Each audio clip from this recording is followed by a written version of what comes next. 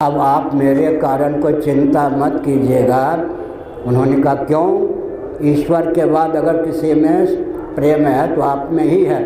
मैंने कहा ईश्वर ने जिन कार्यों में मुझे निमित्त बना रखा है उन कार्यों में कोई कितना भी रोड़ा अटकावे सफल नहीं होगा, मैं सफल होऊंगा।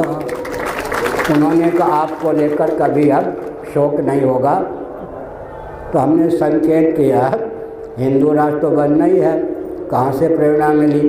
कई बार मैंने बताया, जिस कक्ष में पुरी में रहता हूँ उस कक्ष के बाहर निकला, गोष्ठी कक्ष में आ रहा था, दीवार से संलग्न एक भगवती दुर्गा का चित्र है, किसी शर्मा जी ने वहाँ लगाया था, आज भी है।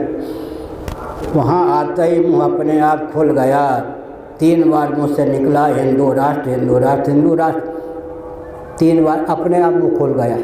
तो हमने समझा जब देवी की ही प्रेरणा है तो मैं क्यों चूकूं। तो जब भगवती दुर्गा का ही है संकल्प है कि भारत हिंदू राष्ट्र बने तो मैं तो कौन होता हूँ, निमित्त होता हूँ।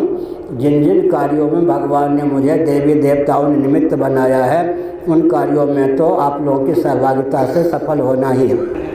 बहुत कुछ होना है। सुन के भी आप लोग कहेंगे ये क्या कह रहे, क्या होना है?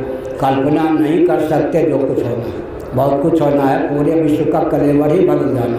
बहुत कुछ होना है और पूरे विश्व में ये जो एशिया महाद्वीप है वो तो हिंदू महाद्वीप होना ही है। क्यों? हमने संकेत किया। और रही बात सेना की, बहुत ऊँची बात, सेना कहाँ से आएगी?